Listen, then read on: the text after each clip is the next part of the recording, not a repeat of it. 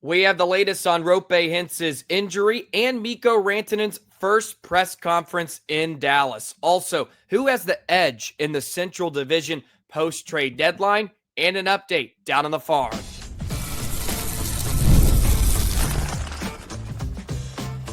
You're Locked On Stars, your daily podcast on the Dallas Stars. Part of the Locked On Podcast Network, your team every day.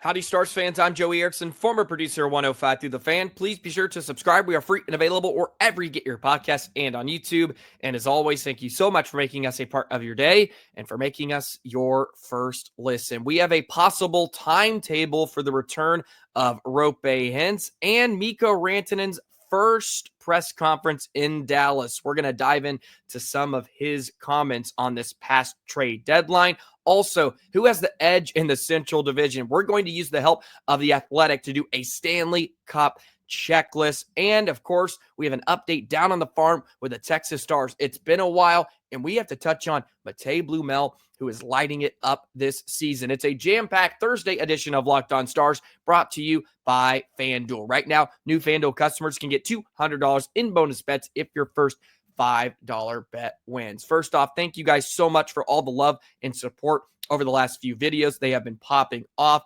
Thanks to all of you that have joined Locked On Stars, become an everydayer, subscribe, hit that notification bell, never miss an episode. It's going to be a fantastic finish to the season as a Dallas Stars fan. And speaking of finish, we have a couple of Finnish players we have to get to today. The latest update on Roope Hintz, number one. Pete DeBoer said Hintz was at the rink today, progressing well. Hintz is possible for Sunday in Colorado. They have Winnipeg here on Friday and then Colorado on the weekend. So it looks like Roope could be a possible addition to the lineup against Colorado. I saw there was also some comments about keeping his heart rate down in order to keep the swelling down. So if all things continue to move in the right direction, Roope Hintz should be back sooner rather than later. Of course, Jim Nill on DLLS the other day mentioned there was no fracture, so he did not have to get surgery like Mason Marchment did earlier in the season. I believe he had to have surgery in January and was out for about a month. So that is a great sign and great news for the Dallas Stars, who have already gone through their fair share of scares when it comes to pucks hitting their players in the facial region. As I said, let's get bubbles, let's get cages on these guys. But the real news, and I guess the more exciting news of the day, was Mikko Rantanen's first press conference in Dallas. And there was a lot of good stuff about his tenure in Carolina for 13 games. And there were some quotes I wanted to get to. Robert Tiffin, another great Stars follow if you have not followed him on X. He was there, and he mentioned Mikko Rantanen emphasized multiple times today that he was not opposed to signing with Carolina after the trade from Colorado. Says reports that he only had a list of 4 teams from the beginning are false. And I believe the first hint of that was thrown out there by Rod Brindamore, the head coach of Carolina. He spoke a couple of days ago, and I think he threw out the notion that Rantanen basically came in to his office or had a conversation with him and said, there's 4 teams I will sign or will play for, and you're not one of them. So he's saying they're false. Again, I discussed this with Ryan Chambers a bit. Be sure to catch the last 2 episodes with him. And who knows if we're ever going to get the whole truth. We're just going to kind of hear it in parts, and we kind of have to piece everything together. But Rantanen did say, in quote, some things were said that I had a list of teams already when I went there, but that's false. Went there with an open mind, tried my best on the ice. I want to make it clear I was open-minded in Carolina and really thought about staying there. He also continued, decided just a little bit before the deadline that Carolina would probably get a better return for me if I would do a sign and trade. So that would be better for the team rather than me being a rental and going somewhere to place. So that was the decision. And that makes a lot of sense. And I've given credit to Carolina. I think they made best out of a tough situation with a player that just seemed to not fit in. And look, from what we hear from Carolina, Rod Brindamore just wasn't exactly a great fit, and the locker room didn't seem to wrap the arms around the situation, or maybe it was just a distraction. Who knows? And I've given them props. They did their best plan B to get a return, and they got Stankoven out of it, and they got four draft picks, and a couple of them are first round draft picks in 26, 27. So for having to just kind of steer to a different direction rather quickly, I think they did their best with what they had. But really, really interesting stuff from Rantanen in his press conference. And like I said, you're going to hear a lot from other fan bases and other teams, specifically Colorado and Carolina, that are not going to be thrilled with Mikko Rantanen. And look, why should they in some degree? And if you're Colorado, you weren't going to trade him to the Dallas Stars right off the hop. You're going to trade him out east and get him out of the Western Conference, and then all of a sudden he circles back and he's with Dallas, which is really, really interesting. He believed Dallas fit his style on and off the ice better for the long term.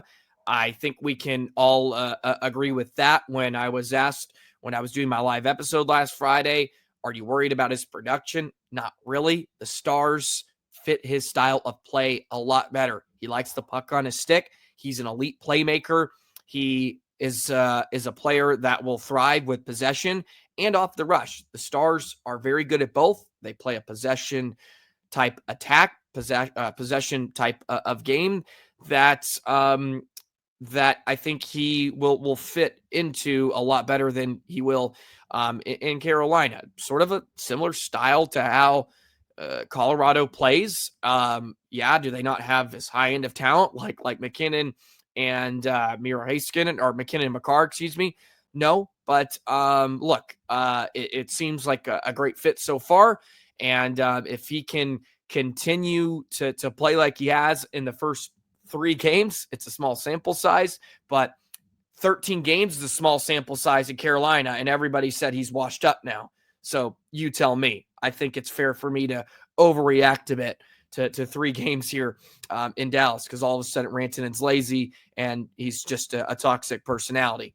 But I think he's going to fit in quite well in Dallas. I think Ryan made a great point yesterday when we discussed the whole Rantanen situation. He said, do you not think Jim Nill, the biggest character guy in probably all of the NHL, would not have done his vetting process on Mikko Rantanen?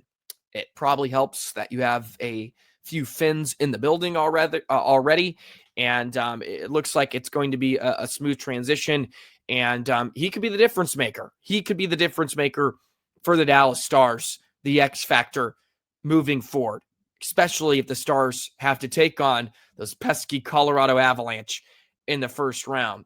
And that's sort of a tease into what we're going to be discussing next. The Athletic put out their article, a Stanley Cup checklist. Who's the best in the Central Division? There's some great stuff in there, and I have some graphics. I have some numbers we're going to throw out there and sort of compare Dallas and Colorado, because that seems like the more likely scenario in the first round than Dallas or with Winnipeg or Dallas or anybody else. So we're going to compare a little bit of Dallas and Colorado, and the Athletic has a great breakdown of who they think could be the difference or who could take the Central Division come playoff time.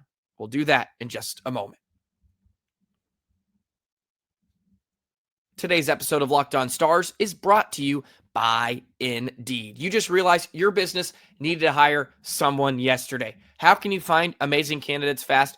Easy. Just use Indeed. When it comes to hiring, Indeed is all you need. Stop struggling to get your job post seen on other sites. Indeed sponsored jobs put your post at the top of the page and help you reach the right candidates faster. You've been in a spot where you need to hire like yesterday. The pressure's on. Every day without the right person is a setback. That's why Indeed sponsored jobs come in handy. They make sure your post is being seen buy the right candidates. You don't want to waste your time. They give you candidates that match your job description. Now you can speed up that hiring process with a $75 sponsored job credit. Just go to Indeed.com/lockedon right now and support our show by saying you heard about Indeed on this podcast. Terms and conditions apply. Indeed is all you need. Today's episode of Locked On Stars is brought to you by Monarch Money. Ever check your bank account and wonder, where did all my money go? Between dining out, online shopping, entertainment, it's easy to lose track. We've all been there. That's why Monarch Money comes into play. Your personal CFO, giving you full visibility and control over your finances. Monarch Money isn't just a budgeting app. It's a complete financial command center. You can track all your accounts, investments, and spending in one place, so you stop just managing your money and start building wealth. You can start with Monarch and you realize just how much you were spending on food delivery. We've been there, especially after COVID. Sometimes we've gotten into these routines. We want to order out or get it delivered, but now you have Monarch Money to help you take control of those finances, and you can cut back. That's what it's all about. Take control of your finances with Monarch Money. Use code LOCKEDONNHL at monarchmoney.com for 50% off your first year. That's monarchmoney.com, code LOCKEDONNHL for half off your first year. Well, there's some fantastic stuff in this latest athletic article, and it talks about the ultra competitive Central Division, and they do a Stanley Cup checklist, and they have some summaries of each team and who they think could be the difference or which team has the edge in certain spots. And they do the Stanley Cup checklist. We did this last year, probably around this point as well. And they have 10 categories. Basically, every Stanley Cup team that wins usually has, right? An elite first-line center, among the best players in the world, an elite first-line winger, 2 top-line wingers in each of the top 2 lines, a top-line center to play, 2 more top 6 forwards, an elite number 1 defenseman, got to have a nice backup, and a goaltender that's very good as well. Those are usually the makeups of all good teams. So I'm going to share some of these graphics. I apologize for those of you that are just listening, but I'll be able to explain this. There's a red X for players that fall below cup winning standard. A gray means they meet the minimum requirement. A black means they're right on track. And gold means they're overachieving, so to speak. So I grabbed the checklist for Dallas and Colorado, because it seems like this is the likely first round matchup in the Stanley Cup playoffs. And there's a lot of great stuff. The Stars right now are number 2 in the Central with 86 points, 42-20-2 this season. They do have a couple of games in hand on Winnipeg, and that's what makes these 2 games upcoming for Dallas very, very important. But they have an elite center. They actually have Wyatt Johnston as the elite center, but you would think you would put Roope Hintz in there. So they have Wyatt Johnston right now. He fits the minimum requirement of an elite center. Mikko Rantanen, same thing. They got gray check marks. Miro and Jake, they get the black. They're right on par. A top line center, they have Matt Duchene. Robertson, top line winger. He's a gold check mark. So the Stars hit a lot of the boxes for a Stanley Cup winner. Really, the only couple of players that do not hit or fit the criteria right now they have is Johnston, because he's an elite center. They have his projected fit at a red X.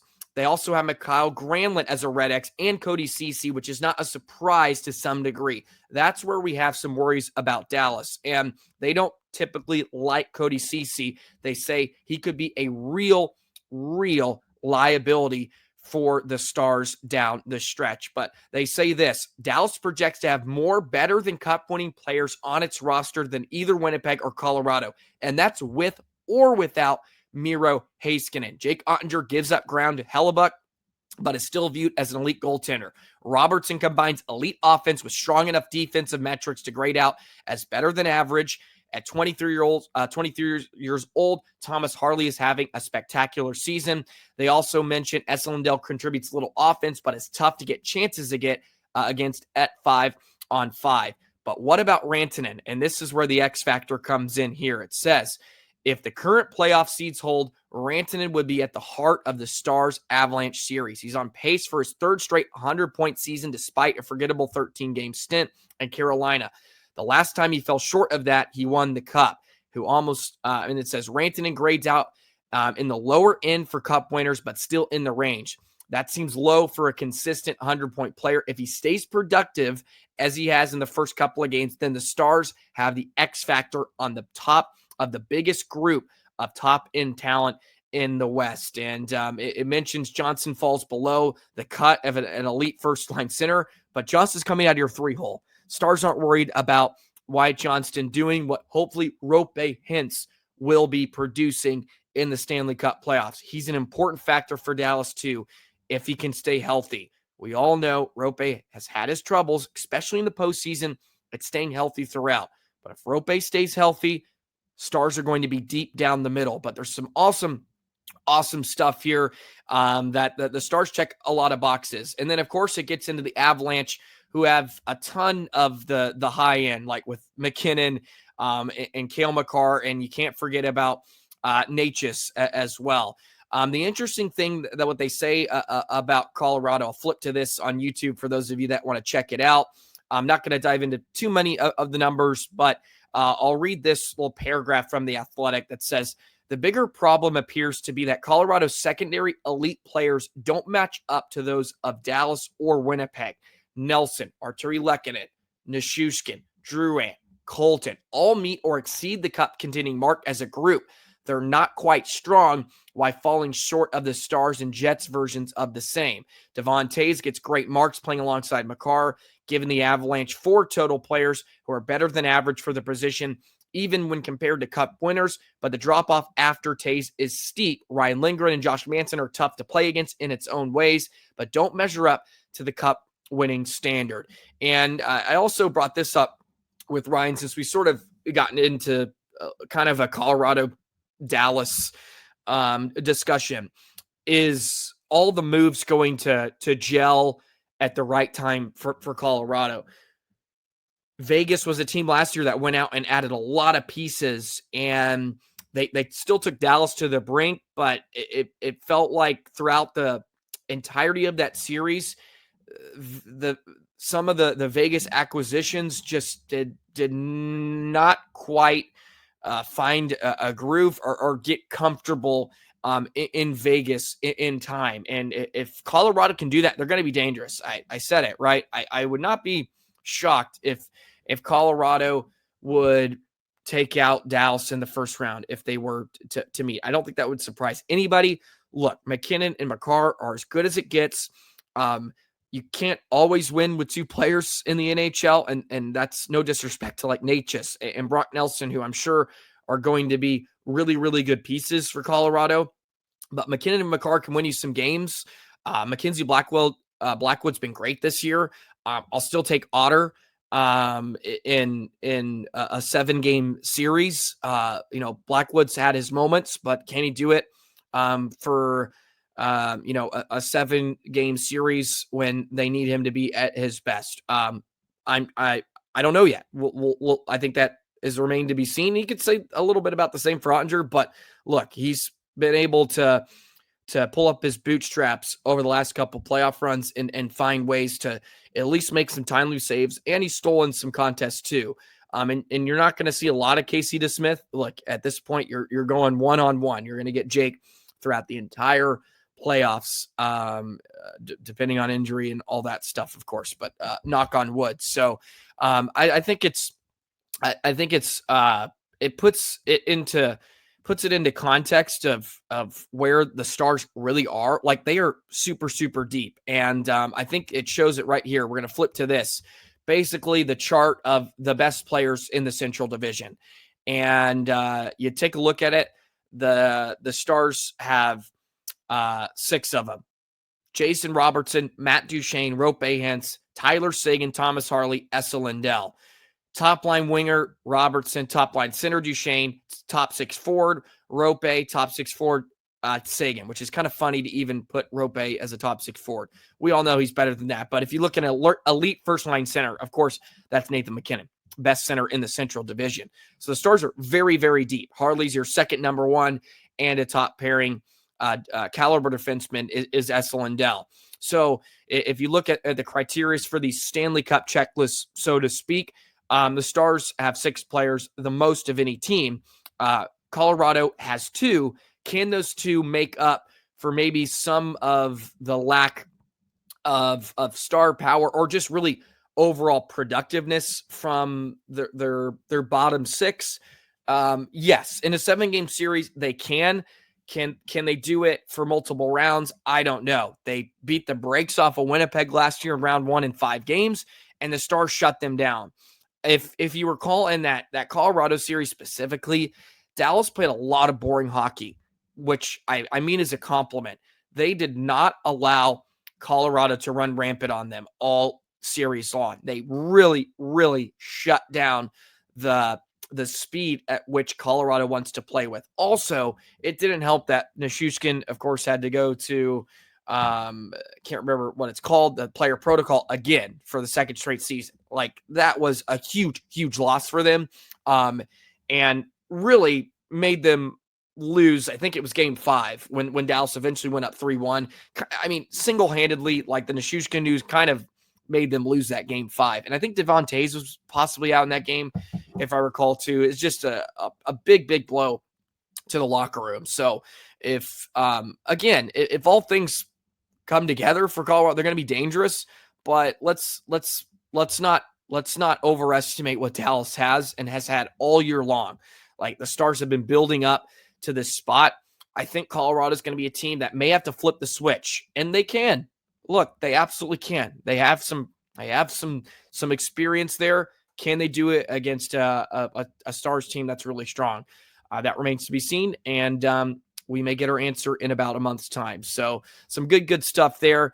If you want to go check out the entire article on The Athletic, some good stuff, and I think it's makes Stars fans feel very good the final month of the season. And so there we go. Who has the edge? We'll see. Man, Winnipeg, I know we didn't really talk about them that much, but it doesn't feel like Dallas is going to end up running into them in the first round, at least. Could very well in the second round if they get by whoever they face. So we'll have to get to them at some point. But they're the sneaky team, man. Like, can they show up? Can they win? Because they've been good the last few regular seasons and haven't been able to put it together. So we'll see. Sometimes it just takes that 1 year. That's the question. All righty. What a good jam-packed show we have today, which is great. A lot of stuff to get into. Let's do some Texas Stars talk, right? We haven't done that in a while. An update down on the farm. Matej Blumel, great article from Christian Chambers of Starcastic Remarks. He works for 100 Degree Hockey as well. Had some great stuff about Blumel I want to touch on as well. We'll do that in just a moment. Today's episode of Locked On Stars is brought to you by FanDuel. March Madness is here, and FanDuel is giving you the chance to get in on the action like never before. Right now, new customers can get $200 in bonus bets when your first $5 bet wins. That's $200 extra bucks to use on everything from buzzer beaters to Cinderella stories and even who's cutting down the nets. You can pick your favorites. You can pick your underdogs.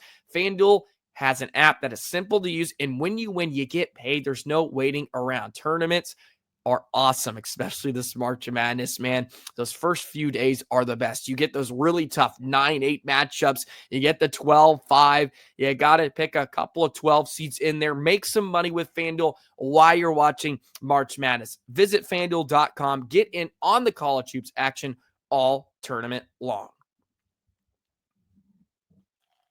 So the Texas Stars are second in the Central Division, currently behind Milwaukee. They are 32-19-3 this season. They have 67 points. They're 6-4-0 in their last 10. But I want to take a deeper look on Matej Blumel. Leads the Stars with 52 points and 27 goals. He's having an excellent season. Of course, he's had a cup of coffee in the NHL. He was actually drafted in the 4th round by Edmonton, but the Czechia native is having another very strong season in Texas. He had 62 points last year, and if you recall, he was a part of the Stankoven and Bork line for a part of the season last year, so I'm sure that helped. I'm sure that certainly helped him, but he's on his way to possibly setting a new career high. But there was a great article by Christian Chambers of 100 Degree Hockey about Blumel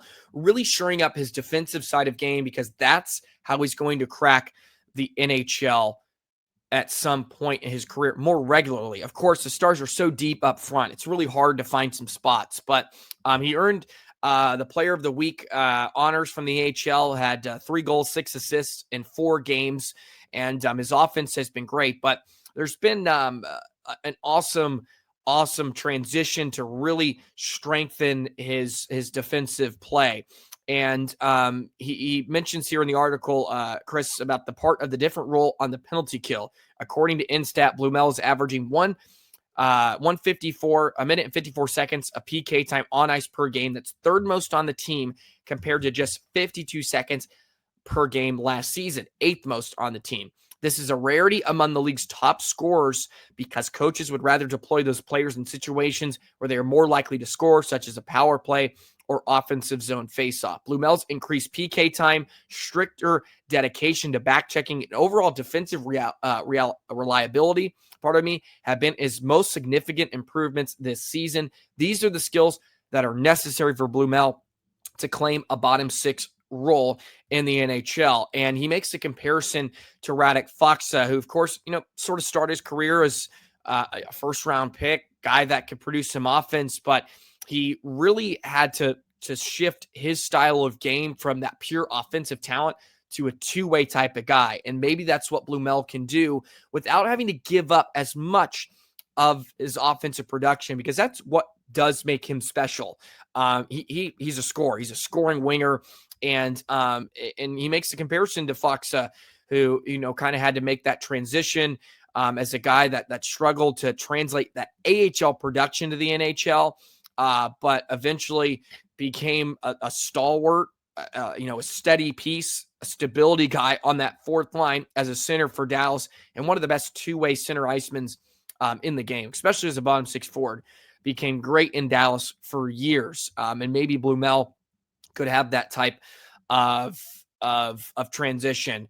There's a quote here from Neil Graham, the head coach of the Texas Stars, said there's a little bit of everything. They all work well below the goal line. They all can make plays through the neutral zone, talking about the trio of Ritzkovian, McKenzie, and Blumel who are playing together. And frankly, there's a little bit of different dynamics, both offensively and defensively, that round out each other's games, end quote there. So Ritzkovian's having a great year. He's got 46 points. Cameron Hughes with 20 goals this season as well. He was actually drafted back in 2015. He's one of those veterans in the AHL that you have to have. He's actually, I guess, a rookie in terms of playing in Texas for the first time. He was in Coachella last year for the actually previous 2 seasons. And we talked about this with Stephen Meserve as well of 100 Degree Hockey early in the season, about how you got to have guys like Curtis McKenzie, Cameron Hughes, those veterans that can teach these guys how to be pros, especially the young ones that come in, and winning, right? Building a winning culture. That's important. And the Texas Stars are doing it again. And you get to see some of that young talent that gets mixed in as well. So all things are going well, it seems, with the Texas Stars, and we'll continue to keep track of them. Man, they've scored the most goals in the Central Division. They 186 goals, so they're lighting up the score sheets this season, which I guess isn't a huge surprise, man. We liked Ritzkovian in training camp. We like Huru too. Cole Lynn was a guy I was pretty bullish on. He's having a decent season. So, and of course, Blumel and Ritzkovian are leading the way. So some great stuff from the Texas Stars, and a good time to check in down on the farm. It's been a while since we've been able to chat about the Stars. There's so much to keep track here in Dallas recently, at least with all the injuries and whatnot. I feel like last year I did a lot of Texas Star stuff just because I think sometimes it's like, okay, Stars are good. What else can we kind of chat about? And of course, Stankoven and Bork were lighting up the world. So they made it pretty hard not to talk about them, but Blumel's doing the same thing. So got to show him some love. on today's show. Well, that'll do it. Great stuff, if I don't say so myself, on a Thursday. Thank you guys, as always. It's been amazing here recently, especially since the trade deadline. Some of the videos have done wonders. So thank you for those of you that are new. We talk Stars every day here. And if you're a casual hockey fan, welcome aboard. We may be diehards on this show for the most part, but it's very welcoming. We love to engage. Let us know in the comments. I'm just glad we get to share the great game of hockey with everybody. That's really what it's all about here. Nothing much, nothing less. So yeah, nobody's snobby here. No hockey snobs here on Locked On Stars, that's for sure. But that'll do it for a Thursday edition. We got a Jets preview upcoming on Friday. Woo! Couple big games coming up, man. Winnipeg and Colorado on the weekend, which will be a blast. So I'll maybe be able to put out some post-game shows potentially on the weekend, so be on the lookout for that. But either way, enjoy the week and have a great day, Stars fans. We'll see you tomorrow on Friday, and we'll kick off your weekend. So long, Stars fans.